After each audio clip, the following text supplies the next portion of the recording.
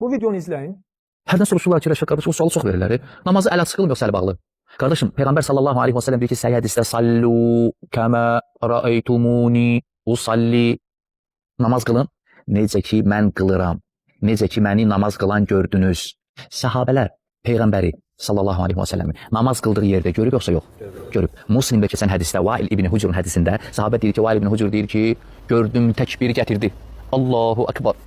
Sonra thumma wada'a yadahu al-yumna 'ala al-yusra. Sonra gördüm ki sağ əlini sol əlinin üzərinə qoydu. Gördüm deyir. Muslimdədir hədis. Belə qılıb düzdür? Bu ardınca deyir ki, Peyğəmbərimiz buyurubdur ki, mənim kimi namaz qılın. Bəli, biz bunu qəbul edirik, səhih hədisi və ardınca istinad edir Səhih Müslimə. Səhih Müslimdəki hədisə. Bəli, Səhih Müslimdə belə gəlibdir ki, Əlqəmə öz atası Vail ibn Hücrdən nəql edir ki, Peyğəmbərimiz namaza daxil olarkən təkbir dedi və namaza daxil oldu, sağ əlini sol əlinin üstünə qoydu. Qardaşlarım, əziz müsəlmanlar, diqqətlə gəlin bu hədisin sənədini araşdıralım. Biz gedirik İl-Əl Tirmiziyyil Kəbir kitabına. Bu kitabı Əbu Talib Qazi və 3-4 dənə də əhli təsənnün alimlərindən bunu cəm olublar və bu kitabı tərtib veriblər. Aləmül Kutubda, Məktəbut Nehzətil Ərəbiyyədə çap olunubdur. Birinci çapıdır, 1989-cu ildə də çap olunubdur. 201-ci səhifəsinə müraciət edirik. Səəltu Muhammedin Əlqəmət ibn Vail. Deyir ki, sual soruşdum. Sual soruşan kimdir? Tirmizidir. Sünən-i Tirmizini yazan şəxsdir bu alim. Mən sual soruşdum. Kimlə? Muhammeddən. Muhammed kimdir? Muhammed İsmail Buxari. Səhih Buxarinin yazan şəxs. Deyir ki, yəni şagird ustaddan soruşur. Nəyi soruşur? Nədən soruşur? Əlqəmət ibn Vaildən. Deyir ki, Həlsəm Yəmin əbi, Əlqəmə öz atası Vaildən bir şey eşidinmi? Əlqəmə həmən şəxsdir ki, Səhih Müslimdə gəlibdir. Əlqəmə öz atası Vaildən hədisi nəql edibdir. Deyir ki, İsmail Buxari cavab verir ki, fəqalə innəhu vulidə bə'də məvti əbihi bi sittəti əşhurin. Deyir ki, Əlqəmə dünyaya gəldi atasının 6 ay ölümündən sonra.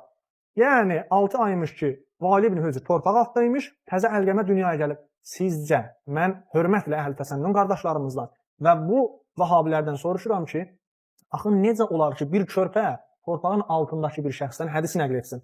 Bu nə gülünc hədis axı? Buna əməl etmək olar. Səhifənin aşağısına yazır və qala İbn Mü'in ləm yəsmə min əbihi şeyin. İbn Mü'in ki, böyük alimlərdən də əhli təsənnündə deyir ki, heç vaxtda Əlqəmə Vaildən heç nə eşitməyibdir. Əlayı bunun ardınca deyir ki, Əl-Mərasil bu mürsəl hədisdir. Buna istinad etmək olmaz. Burada bu kitabı tərtib verən Əl-Qazi deyir, təəmmül yeri buradadır ki, Tirmizi öz ustadından axı cavabını alıbdır ki, Əlqəmə heç vaxtda öz atasından heç nə eşitməyib. Yenə də deyir ki, bu hədis həsəndir, səhihdir.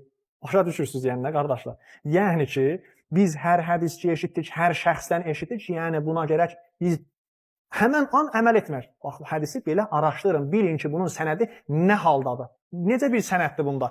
İkinci kitab, Əl-Muğni Fiz-Zuəfa kitabında, bunu Şəmsəddin Zəhəbi yazıbdır. Əl-Muğni Fiz-Zuəfa.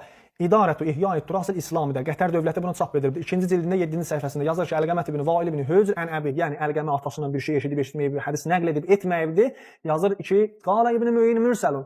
Yenə də bu hədis deyir ki, mürsəldir. Bunu Şəmsəddin Zəhəbi gətirib də. Şəmsəddin Zəhəbi əhli təsənnünün, yəni tərəzilərinin bir kəffəsidir, bir tərəfidir. Yəni Zəhəbini götürsən orada elə bil insanın bir qolu yoxdur. İnsanın elə bil bir qolu yox. Belə bir şeydir Zəhəbi, belə bir alimdir Zəhəbi.